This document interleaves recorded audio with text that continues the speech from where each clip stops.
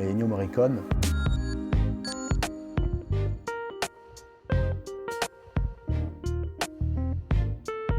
Mon métier, si je devais le résumer, évidemment, c'est musicien. C'est un terme très large. Je dirais qu'actuellement, depuis quelques années, ça serait plutôt une activité de compositeur, arrangeur. Musicien, c'est les gens qu'on voit en concert derrière les artistes. Compositeur, on compose de la musique. Donc elle peut être sous forme de composer des chansons. Ça peut être aussi composé pour de la musique de téléfilm. Ça peut être aussi composé pour du spectacle vivant. Composer la chanson, c'est la mélodie qui sera chantée par l'artiste. L'arrangeur, il va faire tout le décor qu'il y a autour. C'est lui qui choisit les instruments qui vont intervenir, qui écrit les partitions pour les musiciens, qui va aussi créer ce qu'on appelle la maquette pour pouvoir la présenter avant qu'elle soit finalisée avec les musiciens. L'arrangeur demande aussi justement de bonne connaissance de solfège, d'écriture musicale, ce qui n'est pas forcément obligatoire pour composer. Il y a des gens qui ont composé des chansons extraordinaires depuis très longtemps sans avoir forcément une connaissance, une base de solfège et de théorie musicale. Un jour, je vais accompagner un artiste pendant une tournée. Le lendemain, ça sera, je suis dans mon studio en train de faire une musique pour un téléfilm. Ça va être écrire des partitions, là pour le coup, pour des arrangements qui vont être joués pour une émission de télé, par exemple, ou des choses comme ça. Quand on commence un métier artistique, il faut tout de suite se dire « je ne vais pas faire que ce qui me plaît ». Ou alors, on part dans l'idée de faire une carrière d'artiste, ce qui n'est pas la même chose. Un artiste qui fait ce qui lui plaît, en espérant un jour ça plaise à d'autres gens et que ça devienne une source qui lui permet d'en vivre. Une carrière artistique, ça sous-entend que, surtout quand on commence, on fait un petit peu aussi ce qu'on a la chance qu'on nous demande. Donc c'est pour ça qu'il vaut mieux avoir une grande passion pour ça, parce que c'est se dire, c'était pas exactement ce que je voulais faire, mais ça me plaît quand même. Ces carrières-là, ce ne sont pas des carrières linéaires. Il y a des moments où, en effet, où 3 projets vont arriver en même temps et il ne faut surtout pas commencer à faire du tri tant qu'on peut. Et puis à l'inverse, profiter du fait, par exemple, qu'on n'a pas un travail imposé, demandé pour quelque chose, pour dire, bah, tiens, si j'essayais de faire quelque chose pour moi, par exemple, qu'est-ce que ça peut me donner? Par exemple, il y a un artiste qui a déjà sa chanson est écrite, elle est quelquefois même enregistrée, et on a besoin de violon. Pour ça, on a besoin de quelqu'un qui va écrire, qui va écrire les partitions, qui va suggérer des idées. Et souvent, ça se fait en 2 étapes. La première étape, c'est proposer des idées d'arrangement et en les faisant sous forme de maquette avec les outils informatiques d'aujourd'hui, et le proposer à l'artiste ou je sais pas, au réalisateur du film, d'ailleurs c'est le même principe, qui va nous valider ou pas, ou faire demander des corrections. Quand tout aura été validé, je vais écrire les partitions, cette fois de manière définitive, les amener au studio, et là on va procéder à la séance de l'enregistrement avec la direction musicale. Il y a un autre travail qui peut être assimilé à l'arrangement, parce que c'est une forme d'arrangement, mais qui est moins scolaire, avec les partitions, tout ça, qui va être ce qu'on appelle producteur. Très longtemps, même moi, je croyais que c'était celui qui payait. Voilà, c'est-à-dire le producteur, il a un gros cigare, il arrive au studio, et il paye tout le monde, voilà. Bon. C'est encore le cas aujourd'hui, mais c'est ce qu'on appelle le producteur exécutif. Le producteur, dans le côté musique aussi, c'est la personne qui va entièrement réaliser seule et qui va le proposer à un artiste, ce qui donne souvent lieu à des binômes, artistes et producteurs, donc producteurs encore une fois au sens artistique. Il y a notamment tout le travail d'ingénieur du son, de prise d'enregistrement. Le mixeur, qui est la personne qui va, elle, après, à la fin, finaliser, remettre tous les sons ensemble et donner une cohérence à notre travail. Il y a aussi il y a un côté là beaucoup plus terre-à-terre, mais administratif. Il faut être capable de comprendre un peu comment marchent les contrats, il faut être capable de comprendre comment marche le principe de droit d'auteur, il faut savoir un petit peu s'expliquer, dialoguer avec ces gens-là aussi. À mes débuts, on avait un groupe d'amis, un groupe de musique avec lesquels on était un petit peu en passe de franchir un premier palier qui était d'avoir un contrat avec une maison de disques. Donc on fait ce qu'on appelle notre maquette avec mon arrangement et la maison de disques, c'est super, c'est super, on va l'enregistrer, donc voilà, cette fameuse manière définitive, alors tout le monde, c'est super, génial. Donc on est arrivé à Paris et on a poussé la porte du studio et là j'ai entendu un arrangement, mais c'était pas le mien. Et personne évidemment m'avait prévenu, hein. C'était pas le mien, et à juste titre, hein, il était mieux que le mien. Et donc j'ai compris que là, ce que je pensais être acquis était encore très loin d'être acquis. Bon, bah, je suis rentré, un petit peu démoralisé, et puis après on est reparti au charbon. Et puis un jour, bah, ça arrive dans l'autre sens, malheureusement. Je pense que c'est mon travail qui a été pris à la place de quelqu'un d'autre.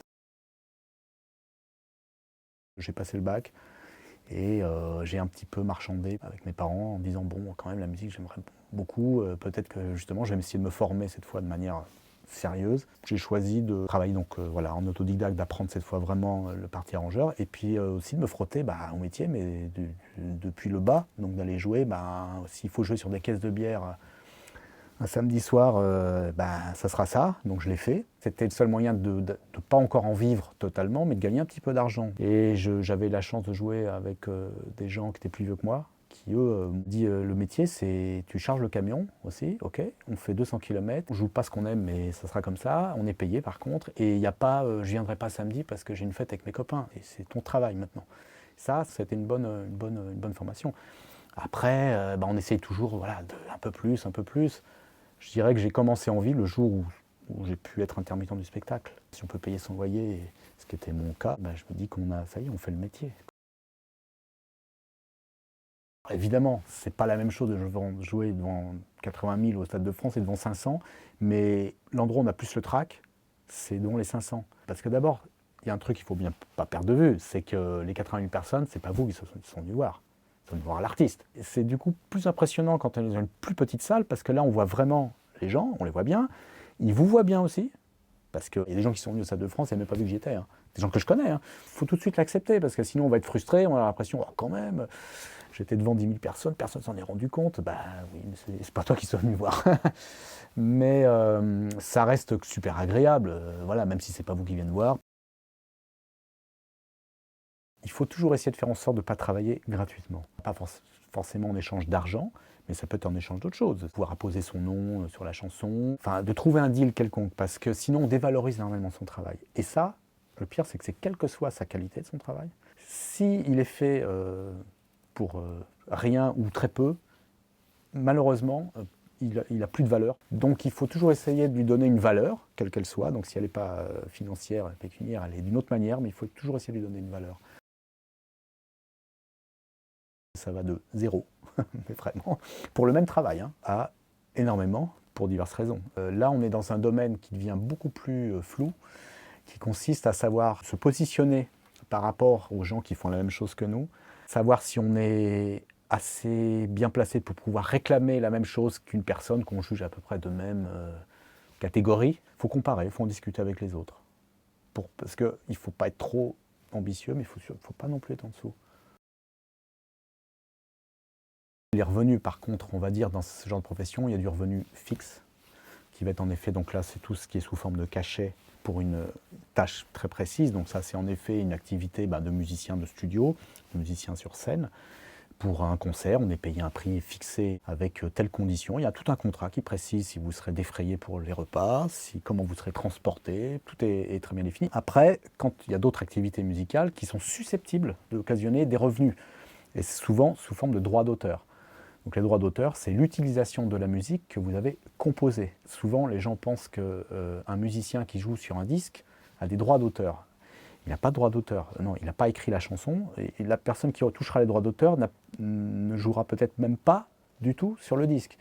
Mais elle a composé, elle est l'auteur, et même chose pour les paroles. Donc c'est elle qui touche les droits d'auteur, qui sont dire quand la musique passe à la radio, à la télé, ou est jouée en concert, il y a de l'argent qui lui revient. Si vous êtes musicien, il y a quand même quelques revenus qui sont des revenus de droits d'interprète, qui sont notamment en francs versés par une société qui s'appelle la Spedidam, qui peuvent représenter un petit complément, mais qui ne sont pas du tout de la même proportion. Il y a une dernière source de revenus pour la création artistique, c'est ce qu'on appelle les royalties, les points de réalisation. C'est tout simplement un contrat que vous signez avec le producteur, donc celui qui paye, l'exécutif de l'album, donc en général la maison de disques. Vous tombez d'accord sur un petit pourcentage sur les ventes qui sont tirées de cet enregistrement. Alors évidemment, sur le streaming, c'est quasiment dérisoire. Je pense que la scène est devenue beaucoup plus importante. Avant, il y avait des artistes, et y compris des musiciens, pourquoi pas, avec leur groupe, qui pouvaient vivre de vente d'albums. C'était pas forcément la scène le plus important. Aujourd'hui, le métier a totalement évolué, les ventes de disques sont en chute libre. Le streaming peine à compenser ça, parce que c'est extrêmement fragmenté. Alors après, il reste vendre sa clé USB ou son CD à la fin du concert, mais ça sous-entend qu'il y a un moyen de diffusion qui est d'abord passé par la scène. Donc ça oriente beaucoup d'abord vers ce côté scène, spectacle, donc qui sous-entend travailler un instrument. La deuxième autre solution, c'est ce fameux producteur qui est seul dans sa chambre avec un ordinateur portable, un casque ou une paire d'enceintes. C'est aussi une opportunité qui n'existait pas forcément avant. Par contre, la concurrence, il faut bien vous dire que vous ne serez pas le seul à être dans votre chambre avec un Mac et un casque. Donc ça ouvre la possibilité de faire quelque chose, mais il faudra se battre pour, de toute façon, arriver à sortir de la masse, le faire entendre, le faire apprécier, lui donner une valeur à un moment financière. Grosse erreur aussi de débutant, c'est à vouloir tout de suite déballer tout le matériel. C'est-à-dire qu'on nous attend pour une tâche qui est peut-être à nos yeux trop petite, mais on nous attend pour ça et vouloir dire là je vais montrer tout ce que je sais faire. Du coup la personne pour qui vous travaillez a l'impression qu'on n'a pas répondu à ce qu'on attendait, ne voit pas en plus pour autant la valeur d'ailleurs de ce que vous pensiez montrer, donc vous faites un hors-sujet. On nous demande une bricole, on l'a fait, de mieux qu'on peut la faire, mais on l'a fait bien. Et c'est pas plus, ça sert à rien, ça serait une erreur.